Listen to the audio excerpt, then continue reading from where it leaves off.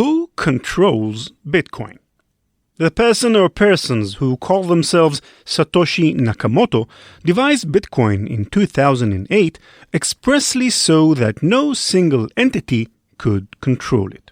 It was because Satoshi did such a good job that by the middle of the next decade, the Bitcoin community was engulfed in endless worrying over how to handle the network's 1 megabyte block size limit. Without clear consensus for one proposal or another, not much actually changed. Then, in May 2017, a group of business leaders got together and made a bet. Hi, I'm Andreas Antonopoulos. I'm an educator in the space of Bitcoin and open blockchains. Andreas is one of the most widely recognized voices in Bitcoin. He spoke with our senior producer, Nate Nelson, to try and make sense of what SegWit2x was and was not. To some, SegWit2x was a vital network upgrade that would massively boost the value of Bitcoin, and to others, it was a power grab at best and an attack at worst. What was SegWit2x in your view? I think it was a misguided attempt for compromise at a time when the debate had shifted from which is the most technically efficient way of addressing scaling to a secondary debate, a meta debate, if you like, which was who should have the power to make this decision. The first mistake of SegWit2x had nothing to do with technology. A group of wealthy business leaders had got together in a swanky New York hotel, wrote up their idea for how to upgrade the network, and didn't bother asking the rest of the community what they thought. Not great optics. To understand how actual Bitcoin users felt about this so-called New York compromise, just imagine how angry you'd be if, say, your government did business like this. Imagine a world where legislation is written by rich people to serve their own financial interests, while you, the actual voter, are hardly even considered. That'd be crazy, right? We'd never let that happen. It was tone deaf to the level of power struggle that was going on. I don't think anybody who was doing SegWit2x, although I might be wrong, was trying to do some grand conspiracy to do something bad to the network. I think they were looking out for their own self-interest and they wanted to make their business model succeed. They just walked straight into that one. In fact, I was invited at the time to sign on to that, and I said, you do not. You're playing with fire. I want nothing to do with this. I am not wading into this controversy. This is not about a technical decision anymore. Barry Silbert, the leader of the project, marketed SegWit2x as a compromise. In reality, he'd walked up to a garbage fire and said, "You know what might fix this? Some gasoline."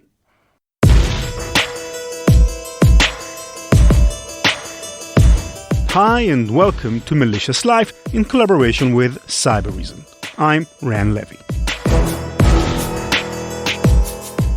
It became clear pretty early on that SegWit2x was not popular among users and was universally loathed by core developers, the people who know most about how Bitcoin software works.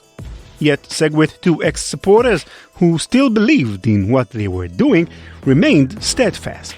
They continued to push their plan, insisting that it would be activated later in the year. And here's where a compromise becomes a bet. The bet was about who gets to control Bitcoin. Barry Silbert, Jeff Garzik, and the leaders behind SegWit2x wagered, consciously or not, that if enough of the financial firepower on the network agreed on their proposal, the rest of the community would follow. If the rest of the community didn't follow, well, the plan might work anyway. Were they correct? Only time would tell. If SegWit2x activated in spite of low community support, it would prove that miners and businesses could effectively control Bitcoin.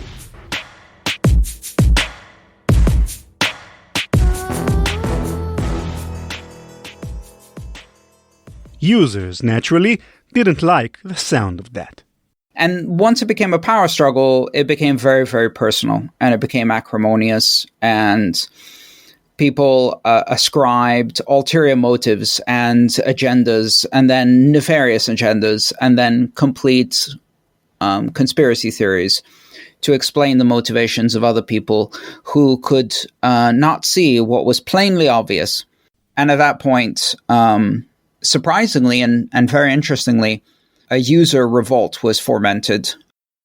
Shortly after SegWit2x was proposed, a coalition of users got together and made their own bet.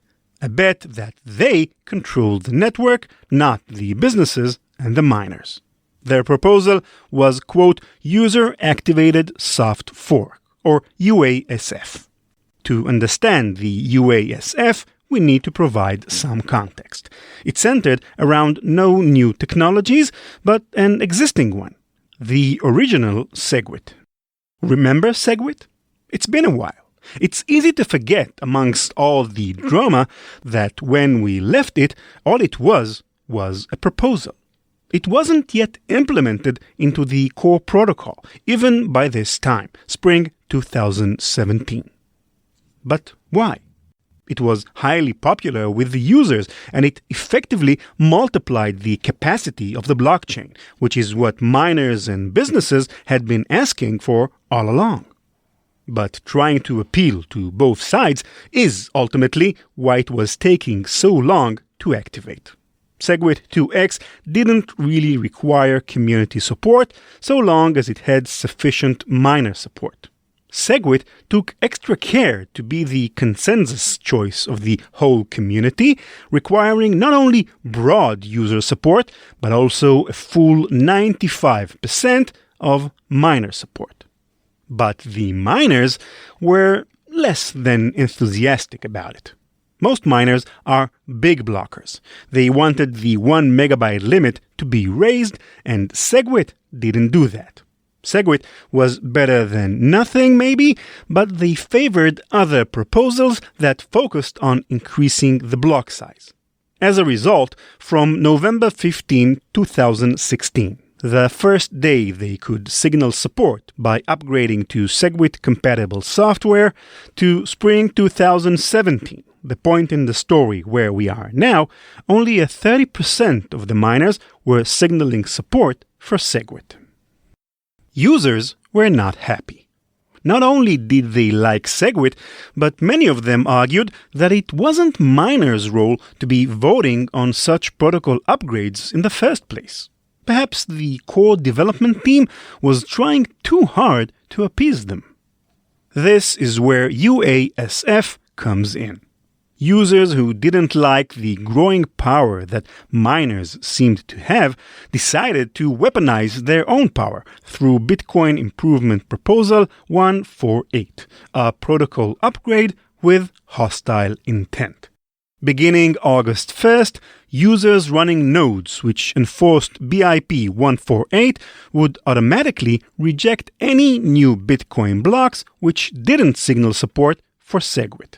So if you're a miner and you successfully mine a new block, the same way you always have, but you don't outwardly signal support for SegWit, your block will nonetheless be rejected and all the mining rewards with it lost. So SegWit effectively became the linchpin of the debate, and opposition to SegWit became a mechanism for signaling something deeper about who should be making the decision.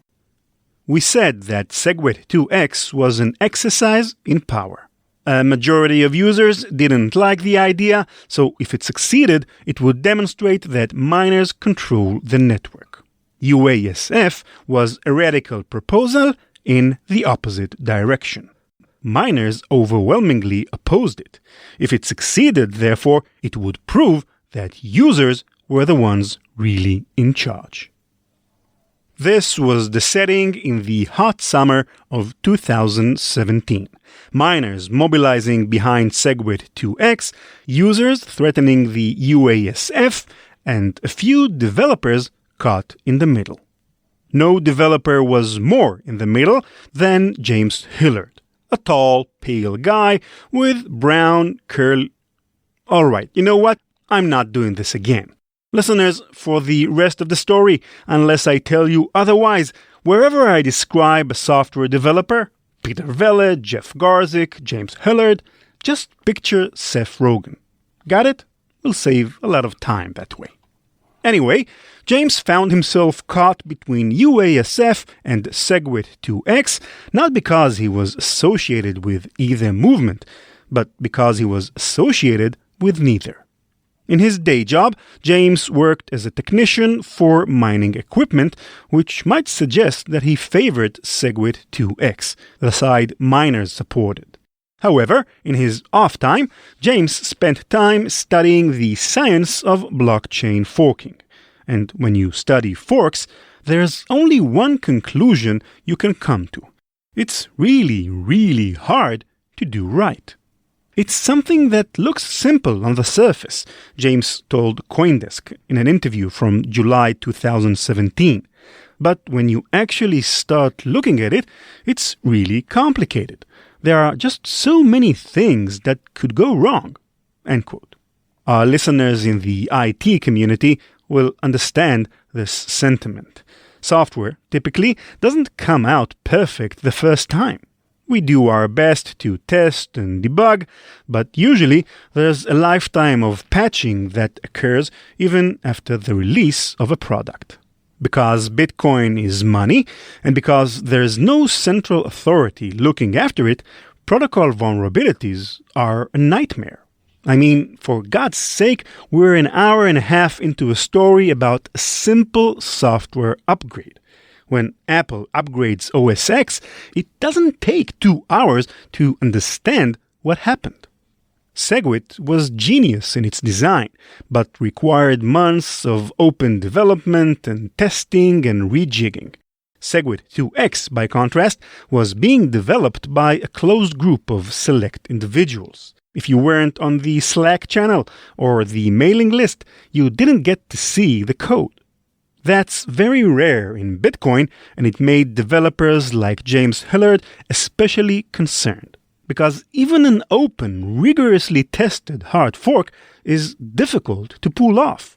Regarding SegWit2x, he told CoinDesk, quote, "The reason that these sort of projects don't have open development models is that when you're pushing arguably bad ideas, say pushing a hard fork in 3 months, doing that in the public is kind of difficult because when bad ideas get exposed to public criticism, they get shredded." End quote. So what do you do if you're a student of blockchain forks and on one side you see a highly political user fork and on the other side you see a faulty, misguided miner fork? As big blockers battled small blockers over which proposal would crush the other, James proposed a solution, a compromise formalized in the BIP 91 proposal. The insight of BIP 91 was that despite being in direct opposition to one another, the supporters of UASF and the supporters of SegWit2x held one thing in common. They both needed SegWit to activate. Isn't it crazy that nobody came to this earlier? UASF was created to force SegWit adoption. SegWit2x required SegWit adoption a few months before it would upgrade the block size. BIP 91 said, let's at least get the SegWit part done with, no fork, then we can all fight about the block size later. BIP 91 lowered the threshold of miner support necessary to activate SegWit down to 80%.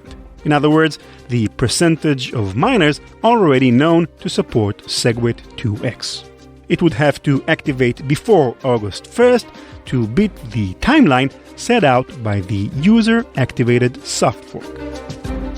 So, did 80% of miners support SegWit in time to prevent a fork of the network? Well, as we mentioned, through the winter and spring of 2017, miners' support of SegWit hovered around 30%. With added pressure from UASF, that number rose to just under 45%. Then BIP 91 happened. From July 17th to July 18th, support for SegWit through BIP 91 rose to 60%. Just a few days later, on July 21st, it passed 80%. BIP 91 was locked in. SegWit, after 9 whole months of waiting, was finally set to activate.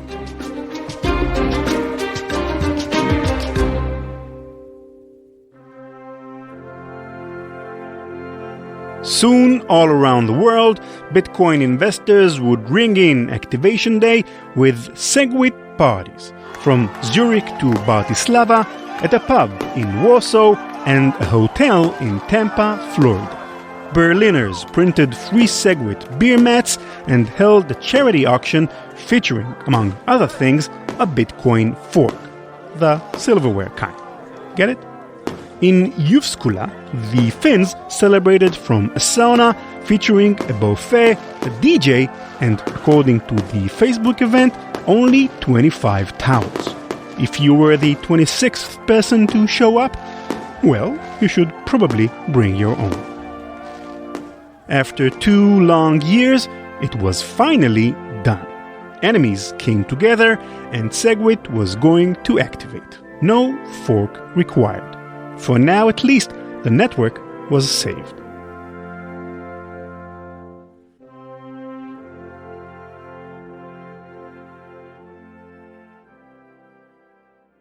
It might have seemed for a moment, for a fleeting second, that a community at war had finally, for once, come together. Almost. But there's something I haven't told you.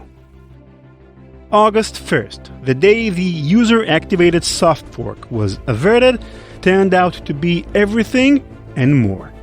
Because the network did fork. An entirely new blockchain was split off from Bitcoin. This wasn't the UASF, though. While UASF strived to keep the block size limit of 1 megabyte, this new blockchain would limit the block size to 8 megabyte. It wasn't SegWit2x either. It was a different fork, supported by a coalition of miners. Miners who, in doing what they were doing, were essentially ditching SegWit2x in favor of their own scaling solution. What happened here? Who betrayed SegWit2x?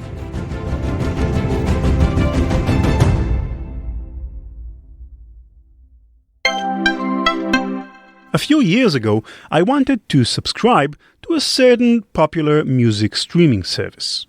As an avid music lover, I was more than willing to pay for the subscription, but unfortunately, that service wasn't yet available where I lived, in Israel. I had no choice but to use a VPN, a virtual private network, to mask my true location. And let me tell you, I wish I'd heard about ExpressVPN back then. Finding a good, trustworthy VPN service with low latency took a lot of trial and error. But ExpressVPN, it just works. It took me 30 seconds to install, no configuration necessary. One tap of a button, and I could immediately choose from more than 3,000 servers to connect through. Easily the best VPN experience I've had so far. ExpressVPN is a great solution for when you're connecting to an unsafe Wi-Fi network, such as a typical coffee shop, and for keeping your browsing activity private from your ISP. If you didn't know, all ISPs in the US can legally sell your anonymized information to ad companies. ExpressVPN is rated as the #1 VPN service by both CNET and Wired, and is available on almost every platform: phones, computers, routers, even smart TVs. Visit expressvpn.com/malicious and you can get an extra 3 months free on a 1-year package. That's ExpressVPN, expressvpn.com/malicious. We thank ExpressVPN for their support of Malicious Life.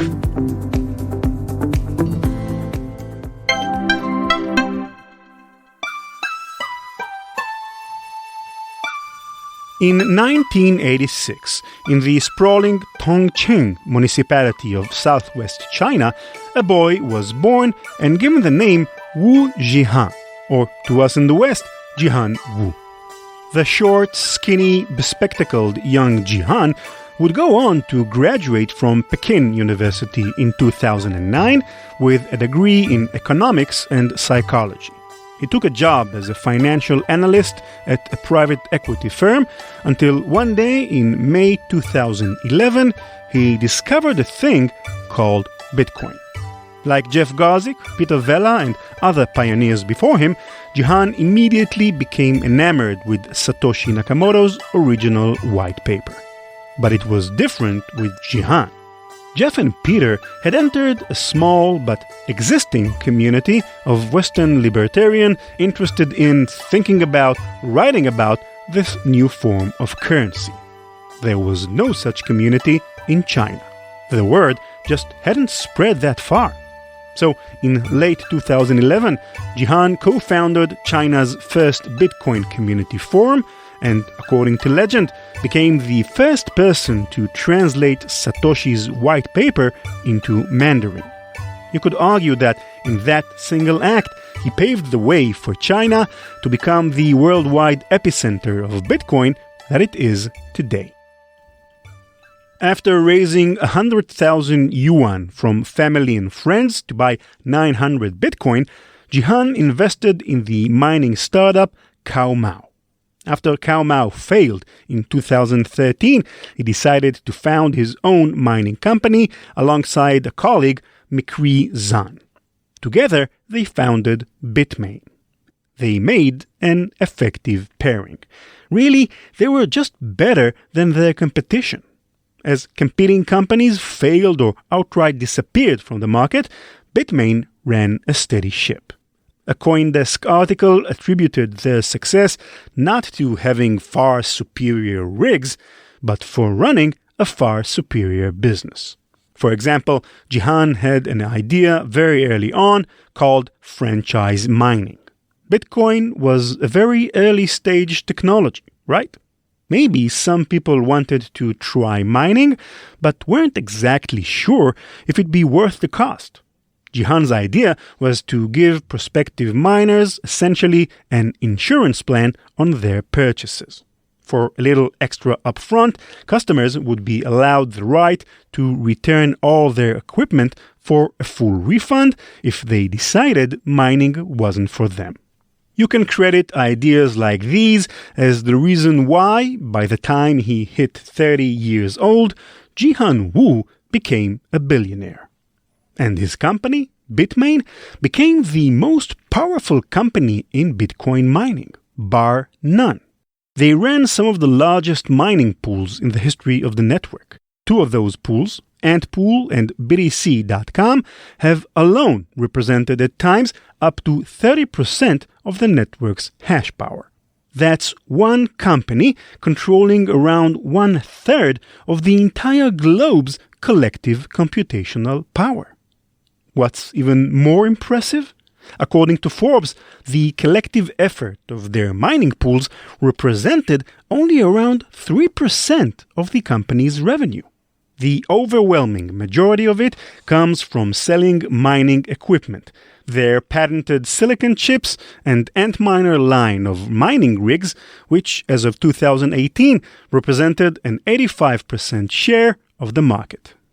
On a truly decentralized network, a company like Bitmain shouldn't exist. That they've managed to become so powerful either makes them the most admirable company in the crypto space or the most fearsome. That, by proxy, makes Jihan either one of the most respected CEOs in the community or one of the scariest. If there were to point to a time in history when Jihan transformed from being respected to feared, it would be 2016. You wouldn't believe it, but in February 2016, business leaders, mining pools, and core developers all came together to agree on a scaling roadmap. At a business park in Hong Kong, many of the most recognizable names in the industry got together to sketch out a plan for how to scale the network. The result was the Hong Kong Agreement. The agreement laid out a plan to activate SegWit in April, then introduce a hard fork proposal in July, which would alter the block size to 2 megabyte. Sound familiar?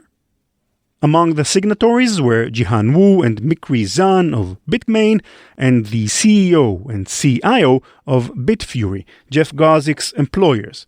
In other words, the kinds of folks who later backed SegWit2x. But the deal was also signed by 5 Bitcoin Core developers, the president of Blockstream, the company co-founded by Peter Vela that employs a number of core developers, as well as James Hellard, the man who would later draft BIP 91 in order to avoid forking the blockchain. This doesn't make sense. How come any of SegWit2x's most ardent opponents have agreed to essentially the same plan just 1 year earlier? Well, recall what we discussed in the last episode of our show. Recall what we talked about earlier in this episode. SegWit2x was never really about what it was supposed to be about. Because if the debate had been about 1 megabyte, then it wouldn't have been contentious. Just like if the debate had been about the activation of a script and transaction malleability improvement, it wouldn't have been contentious. But that's not what the debate was about. That was the debate in the beginning, before there was disagreement and there was no way to reach consensus. It became a debate more about the means rather than the ends. So rather than about how do we scale Bitcoin, it became more about which specific technique do we use and in which sequence. And then because there wasn't consensus being reached on that question, then it became a power struggle because the debate shifted into who should make that decision. The scaling debate was once about how big blocks should be. By late 2016, however, it shifted. In 2017, it was no longer really about 1 megabyte or 2. It was about how to make the change and, more importantly, who gets to decide how. When small blockers and big blockers were actually willing to come to the table, they came up with a plan that satisfied both sides. Unlike the New York Agreement, the Hong Kong Agreement was well thought out, open, and collaborative. It might have worked, but it didn't.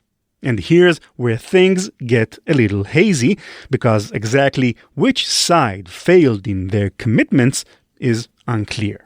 Perhaps the most vocal opponent of the agreement, co-developer Greg Maxwell, argued that his colleagues had no obligation to force the block size increase, only to propose it. From Reddit, quote, "All that was agreed is that the developers would work on proposals," which is what they did.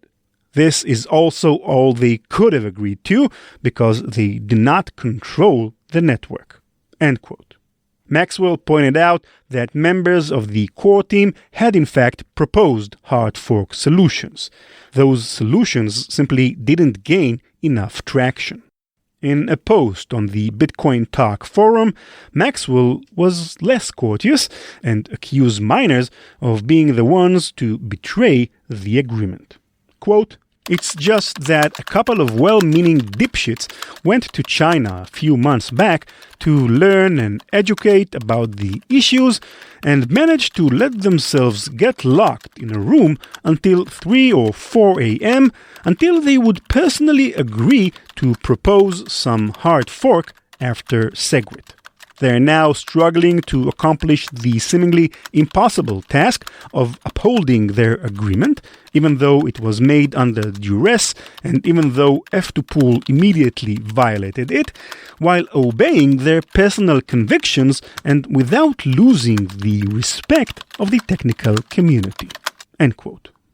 Regardless of what core developers were responsible for and how the mining community responded, the plan to move the network to a 2 megabyte hard fork soon petered out, and SegWit was all that remained. Those at the Hong Kong meeting recall that Jihan was very measured and, quote, willing to stake out a middle ground. Now, however, it seemed like those developers who agreed with him on a 2 megabyte roadmap had failed to follow through on their promises. In a quote to CoinDesk, a colleague described how the failure of the Hong Kong agreement caused Jihan's attitude to change. Quote, Wu became more and more radical after what happened to the Hong Kong agreement. His position was, if the devs weren't holding their side of the agreement, I don't need to run SegWit. End quote. This was the beginning of a rivalry. Those who were once willing to come together no longer trusted one another. Factions hardened. In spring 2017, Jihan and Bitmain signed onto the New York Agreement. Then came the user-activated soft fork. As if he didn't have enough reason to not like the small block community, here was a direct attack on miners. What was Jihan to do? As co-CEO of the largest mining company in the world, he couldn't simply stand by. Bitmain published a blog post in response to the UASF. In it, they proposed their own scaling plan, a so-called user-activated hard fork. Yes, I know, with so many soft forks and hard forks, it's hard to keep track. To clarify, we had SegWit, the soft fork designed to increase the blockchain capacity. There's SegWit2x, a hard fork supported by miners who wished to increase the block size. There's the new UASF, user-activated soft fork, whose aim was to oppose SegWit2x, and now Bitmain's user-activated hard fork, whose goal was to oppose UASF. Now, the user-activated hard fork was certainly a hard fork, but it wasn't user-activated. It proposed that should users successfully carry out the UASF, which the blog post labeled a 51% attack, Bitmain and the miners in its corner would fork the network again without need for user consent. The blog could have easily been seen as an empty threat, but for miners worried about the idea of a UASF, it certainly sounded like a justified plan of action. An interest group formed. Leading the charge was the Chinese mining pool via BTC and the man known as Bitcoin Jesus, Roger Ver. Behind the scenes, many suspected the influence of Bitmain. Bitmain was, after all, an investor in via BTC, and Jihan Wu had by this time developed a close working relationship with Roger Ver. This meant that while the SegWit2x and Node2x support groups were fighting it out among themselves, Bitmain, or at least Bitmain-connected entities, were considering a plan to circumvent both plans. Bitmain called the UAHF, quote, a contingency plan against the UASF, a fallback only if the big block movement behind SegWit2x failed to fight off the user revolt. But when BIP 91 effectively cancelled the UASF, the hard fork happened anyway, and a new coin was created, Bitcoin Cash. Much of the miner support of the Bitcoin hash chain appeared to have links to Bitmain. So the hard fork wasn't just a contingency plan against the UASF. Why then did it happen? One way to look at it is that Bitcoin Cash, with its 8 megabyte blocks, was naturally appealing to big blockers. But another theory suggests that the fork and Bitmain's involvement in it is a lot more complicated and perhaps more nefarious than that.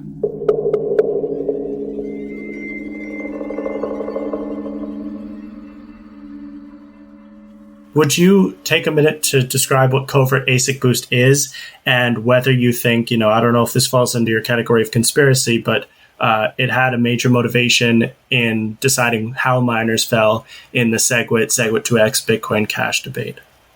Yeah, so ASIC boost is a an efficiency improvement, let's call it, that I first heard about from Sergio Lerner.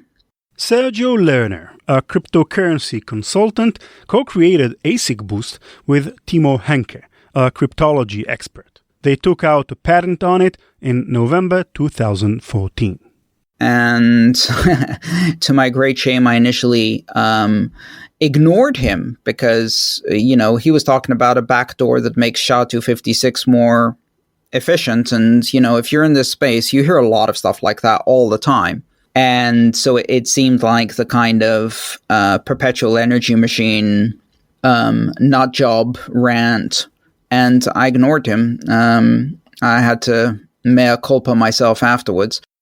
In Bitcoin, all miners compete to quote-unquote mine new blocks in the chain every 10 minutes.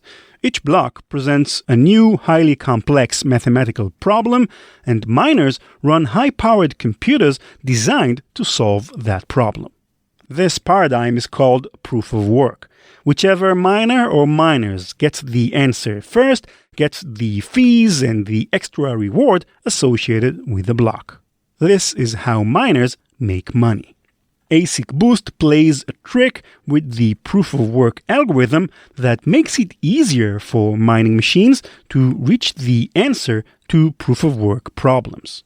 This efficiency basically allows a pre-calculation of the mid-state of SHA in such a way that you can reduce the energy consumption by about 20% on the calculation of the end state of SHA. A 20% reduction in computational cost for a miner would be massive. But as we just mentioned, ASIC Boost is patented technology. Sergio and Timo didn't release it for public use. Government regulation and closed software is very anti-Bitcoin in spirit, so over time, ASIC Boost became taboo. As an article from CoinDesk put it, quote, "There is no rule that currently prevents use of ASIC Boost design, meaning that miners have more of an unspoken agreement to refrain from using the technique on the basis it is, quote-unquote, bad for the network," end quote. Bitcoin's proof-of-work algorithm scales according to the amount of computing power of the network, so as long as no one agreed to use ASIC Boost, it was equivalent to everybody using ASIC Boost. If even one miner used ASIC Boost, they'd get a competitive advantage. However, they'd be easily stopped, as evidence of ASIC Boost is easily detected on the public blockchain. In April 2017, the red-haired, long-bearded Bitcoin developer Greg Maxwell, whom you know now as the fiery character quick to make enemies with supporters of the Hong Kong Agreement, posted to the Bitcoin developer mailing list. The subject of the email, quote, "A covert attack on the Bitcoin proof-of-work function." According to his research, a new form of ASIC Boost was being deployed to the Bitcoin network. Quote, "While most discussion of ASIC Boost has focused on the overt method of implementing it, there also exists a covert method of using it. The covert mechanism is not easily detected except through its interference with the protocol. Exploitation of this vulnerability could result in payoff of as much as $100 million per year at the time this was written. Reverse engineering of a particular mining chip has demonstrated conclusively that ASIC Boost has been implemented in hardware." End quote. The allegation that a mining company was secretly using a hardware-based ASIC Boost would have been scandalous enough on its own. But that wasn't even the good part. The conspiracy comes in from the fact that the way SegWit was introduced as a soft fork actually ended up changing the usable space in the Coinbase transaction in such a way that it broke the use of ASIC boost in a covert way. Because of how SegWit restructured the transaction block, it rendered covert ASIC boost ineffective. Whichever miners were using covert ASIC boost would naturally have an under-the-table financial incentive to block the SegWit upgrade. As Greg Maxwell went on to write, quote, "An incompatibility would go a long way to explain some of the more inexplicable behavior from some parties in the mining ecosystem." End quote. Which miners wanted SegWit to fail because they were using covert ASIC boost? It wasn't obvious from the ledger itself, but we'd be remiss not to mention that in China, the company that holds a patent over ASIC boost is, well, you probably guessed it by now. And we now know that Bitmain and potentially other ASIC mining farms and mining producers were using this on their own mining farms primarily, and eventually they started kind of giving it out as part of the equipment. And we're using this to gain a significant advantage over the competitors, which at the time resulted in a big enough edge that they were able to generate literally billions of dollars in profit. So this was a lot of money on the table. I don't think it's far-fetched to think that when you have an organization that has, for years, perhaps at that point, made a sustainable 20% advantage in a marketplace that is cutthroat competitive and where there are billions of dollars on the table, would take that into very serious consideration. The conspiracy really isn't in whether this was to their advantage or not, or whether they would make decisions based on their own profit motive. The conspiracy is whether those incentives that were invisible to everyone else and affected their decision were hidden on purpose so as to not tip their hand on ASIC boost.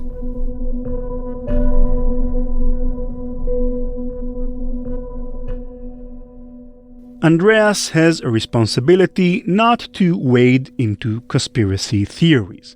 But for many people in the Bitcoin community, the implications of what Maxwell was saying were very clear.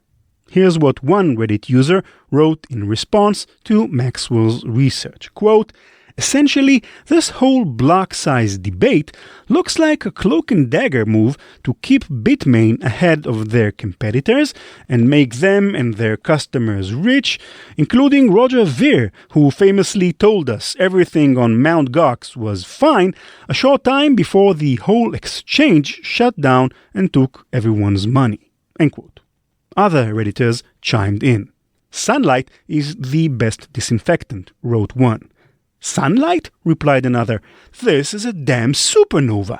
It all makes sense now. The empty blocks, the strong opinions against SegWit, etc.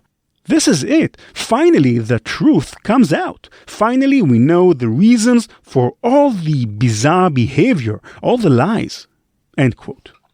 The empty blocks the commentator was referring to was yet another puzzling behavior of some miners, mining blockchain blocks which contained no transactions whatsoever, which meant these miners won't be profiting from fees on these missing transactions. What's the point of spending time and electricity on mining blocks for no fees? Well, one possible explanation was that under certain circumstances, mining empty blocks increases the chances of the miner to profit from subsequent blocks. But this answer failed to satisfy many people.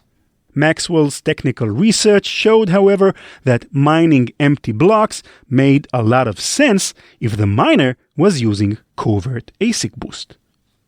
So the bottom line is that there is no smoking gun proof, and Jihan and Bitmain have consistently denied it.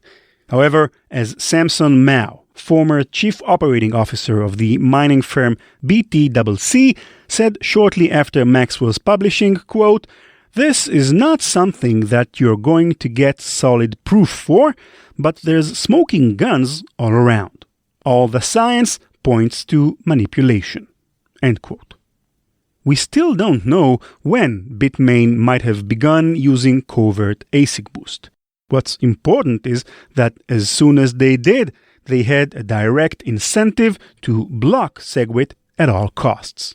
That's important because I told you that SegWit2x had 80% miner support.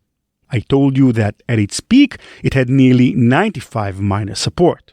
But what does support really mean? It means miners were outwardly signaling their intent to back the plan. What if, behind the scenes, the company controlling over 20% of the mining power on the network had $1 billion financial interest in secretly destroying SegWit and any other proposals that relied on it in order to maintain their competitive advantage in the market? That might cause some, as Greg Maxwell put it, inexplicable behavior, like professing support for SegWit2x, but forking off a new blockchain anyway. And so, on August 1st, 2017, the scenario everyone worked so hard to avoid was happening anyway. There were now two competing blockchains. And so, as it goes in the world of blockchain, a hash race began. The old Bitcoin and the new Bitcoin competed for computing power, battling to mine more blocks than the other. The prize for winning, being the more popular chain, was simple: the right to call your chain the better Bitcoin and a higher stock price. The price for losing, being the less popular chain, was not so simple. At best, the losing chain would become an altcoin, an alternative, but not the real Bitcoin. At worst, without enough popular support behind it, the losing chain would not survive at all, leaving only the winner standing. The old chain may have been favorite, but the new chain had a trick up its sleeve. A significant portion of mining power presumed to support SegWit2x on the old chain was now fighting against it by mining on the new one, Bitcoin Cash. It was no small effort either. For a brief period, the hash power on the old Bitcoin was nearly cut in half. For hours, the two chains raced to mine new blocks. But soon as the dust settled, it was clear. The old Bitcoin had won. The new Bitcoin Cash would survive, stabilizing at a price of about $240.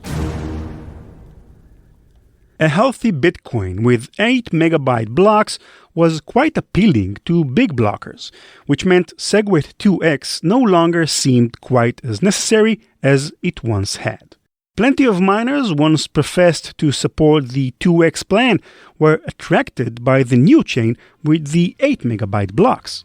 SegWit2x once professed to be the agreed-upon solution by nearly all Bitcoin miners, now looked more tenuous than ever. As summer turned to fall, with the November deadline for the SegWit2x hard fork looming, more and more people began to question the viability of the plan. Blockchain scholars wrote of the financial destruction that a hard fork could cause. Wallet providers warned customers of the possible complications that would occur with a split. Jeff Garzik, the most outspoken proponent of the project, was in fact revealed to be planning an ICO for his own separate cryptocurrency called Metronome. As the user community ratcheted up the pressure, Bitcoin.org, the website originally co-founded by Satoshi Nakamoto, posted a blacklist of every company known to support the plan. Individual supporters were ostracized on social media.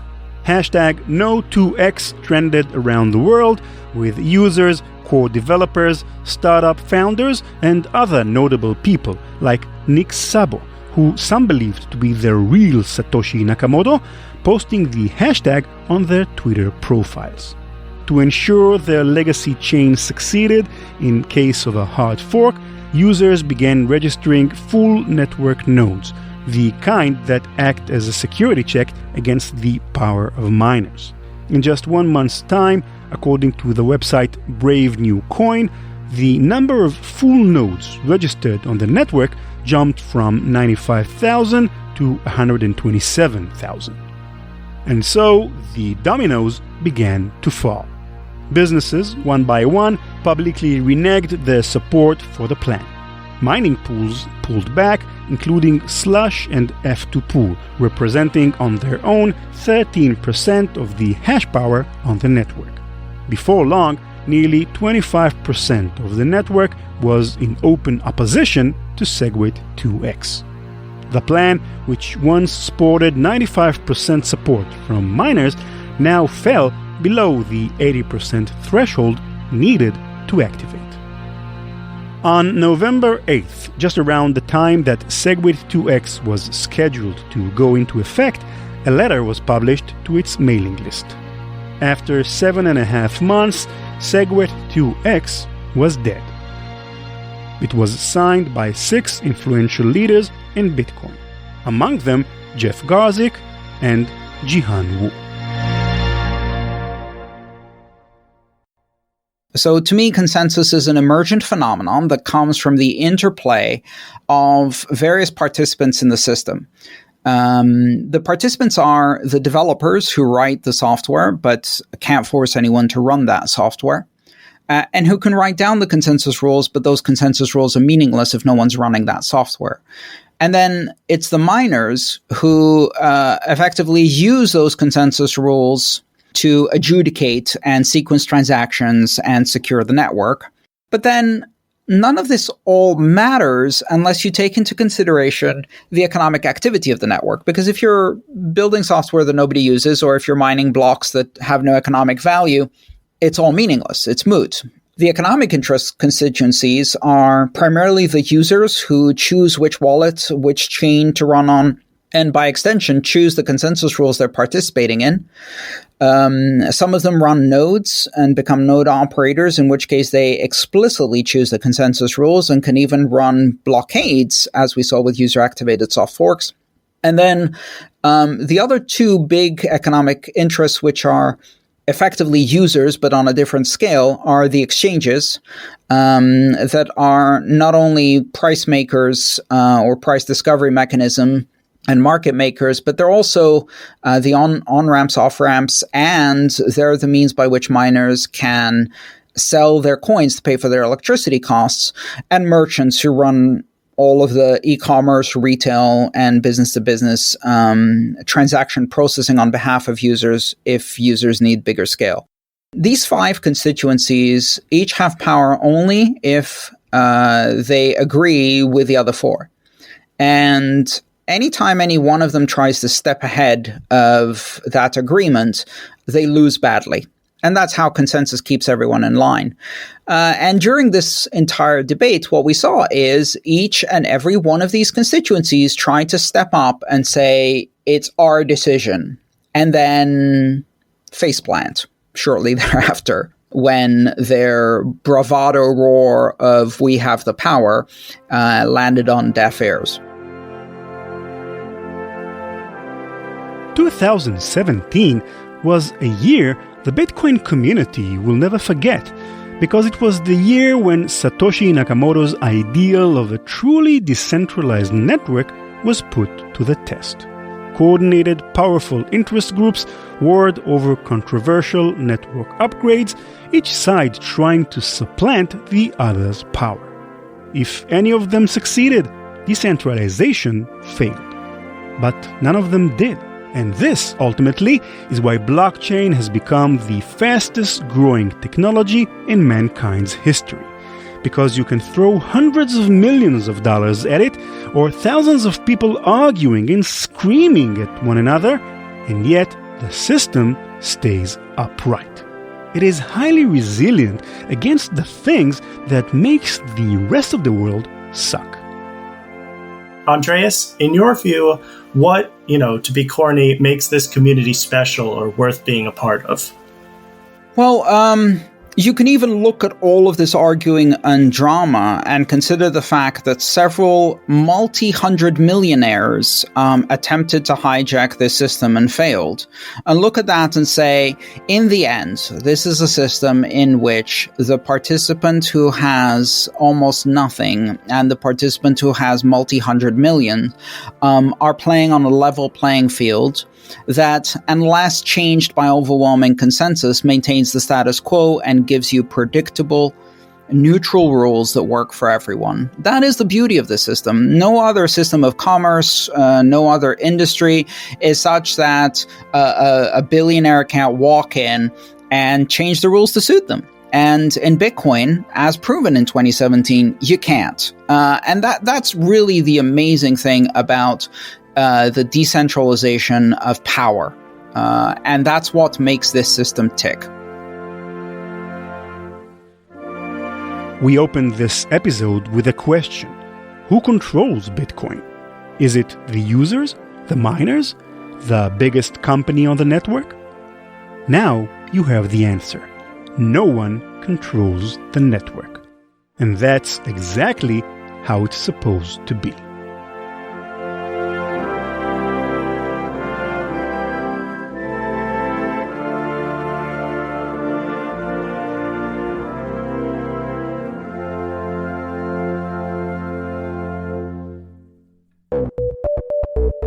That's it for this episode and this 3-part mini-series on 2017, the year Bitcoiners will never forget.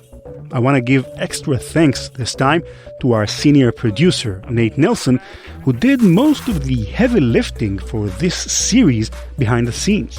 This story was probably the most complex and complicated story we ever did in Malicious Life, both technically and in terms of the number of characters and plots and subplots, and Nate clocked well over 100 hours on it. So from me and from our listeners, thanks Nate for doing such an amazing job, and kudos on a fantastic mini-series. Also special thanks this episode to Andreas Antonopoulos. You can find him on Twitter at AAntonOP. That's AANTONOP. A quick reminder about our upcoming live event on July 29th, 2020, 12 p.m. Eastern Time. That's 9 a.m. Pacific Time and 5 o'clock in the afternoon in London. My guest will be Israel Barak, Cybereason's CISO, and we'll be talking about multi-stage ransomware attacks, ultra-sophisticated attacks against hospitals, businesses, and municipalities that generate millions of dollars for organized crime hacking groups. Participation in the live event will be free, but you do need to register in advance, so head on to malicious.life and click on the registration banner. We'll answer your questions both on cybersecurity and about Malicious Life. Malicious Life is produced by PI Media. Thanks again to Cybereason for underwriting the podcast. Learn more at cybereason.com. Bye-bye.